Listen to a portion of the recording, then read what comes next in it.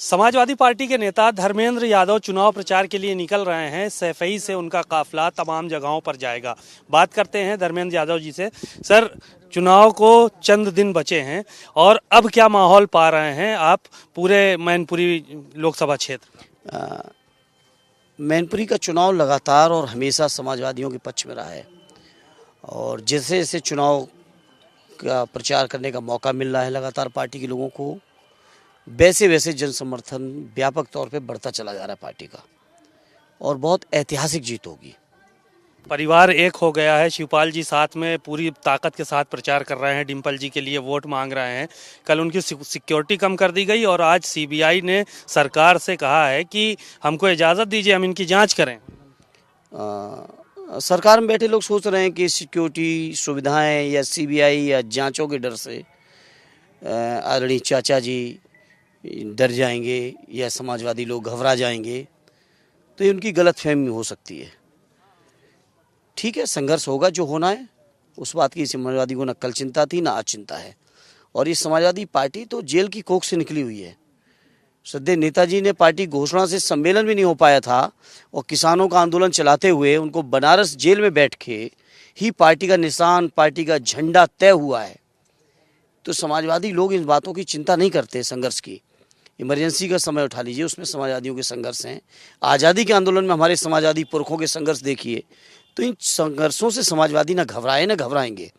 और जितना समाजवादियों को प्रताड़ित किया जाएगा, मुझे पता है हमारे राष्ट्रीय अध्यक्ष जी कल आदरणीय अखिलेश यादव ने कहा कि बीजेपी के लोग प्रशासन से वोट मांग रहे हैं या प्रशासन को टूल बना के लोगों को दबाव बना रहे हैं। सूचना है कि लिस्टें बढ़ रही हैं, कैसे प्रधानों को सताना है, कैसे वर्करों को परेशान करना है।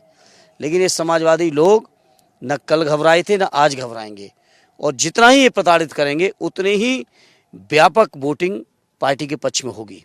आजम खां को एक तरफ जो है वो खून के आंसू रोने की बात कर रहे हैं कि मैं खून के आंसू रो रहा हूँ, इस्लाम में खुदकुशी हराम ना होती तो मैं फांसी लगा लेता।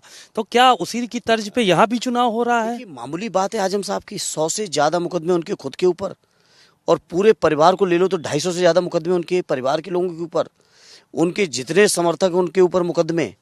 और पिछले 3-4 सालों से रामपुर में तांडव चल रहा है, मैनपुरी में तांडव। जब से चुनाव की घोषणा या संभावना बनी तब से मैनपुरी के लोगों के बीच शुरू हो गया है। सूचना है कि होटलों में कोई व्यापार चल रहा है, उस पर किसी के घरों पर नोटिसें चालू हो गई हैं।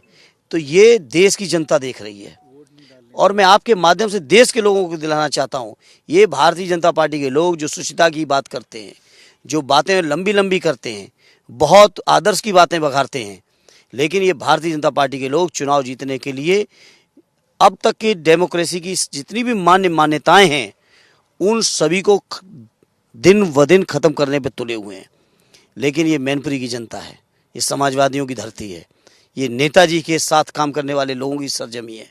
यहाँ के लोग घबराने वाले नहीं। पोलिंग एजेंटों पर भी बता रहे थे शिवपाल जी की मुकदमे दर्ज किए जा रहे हैं। पता चल जाता है कि ये पोलिंग एजेंट बनेगा तो उस पर मुकदमे दर्ज। यही बात कही, लिस्टें बनाई जा रही हैं कौन कौन सपोर्टर हैं समाजवादियों के, उन सपोर्टरों के साथ कैसे कैसे उनको परेशान कर सकते हैं, कैसे उन्हें तोड़ सकते हैं, ये षड्यंत्र चल रहे हैं।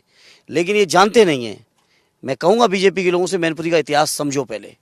जब जब मैनपुरी के लोगों पर अत्याचार हुए हैं, चाहे आज़ादी से पहले, चाहे इमरजेंसी के समय, चाहे किसी भी राजनीतिक माहौल में जब जब सताए गए मैनपुरी के लोग, तब तक मैनपुरी के लोगों ने अन्याय और अत्याचार के खिलाफ बहुत मजबूती से खड़े हुए हैं। मुख्यमंत्री कल यहाँ पर आए थे, उन्होंने शिवपाल यादव पर निशाना साधा और कहा कि वो पेंडुलम हो गए हैं, कभी यहाँ कभी वहाँ, या उनको फुटबॉल की भी संज्ञा दिया। साथ ही साथ ये भी कहा जब समाजवादी पार्टी की सरकार उत्तर प्रदेश में थी तो चाचा भतीजे मिल के लूट किया करते थे। इस तरह का भाषा का प्रयोग उन्होंने तमाम रैलियों में किया है। चाचा जी जब तक माननीय अखिलेश यादव जी के साथ नहीं थे, शायद मुख्यमंत्री की नज़रों में विधानसभा के अंदर के उनके भाषण उठाइए, विधानसभा के अभी पिछले सत्र के भाषण उठाइए। और योगी जी को, बाबा जी को बहुत चिंता हो रही थी उस समय चाचा की।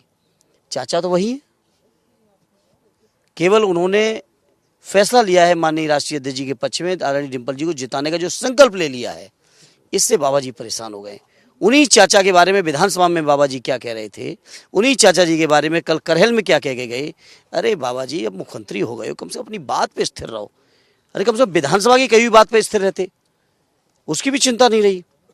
और आज जब चाचा साथ खड़े हो गए तो ये सोच रहे हैं कि चाचा के बारे में कुछ व्यंग करके, चाचा के बारे में कुछ परेशानी पैदा करके, चाचा के कुछ सुविधाएं कम करके चाचा जी घबराने वाले हैं।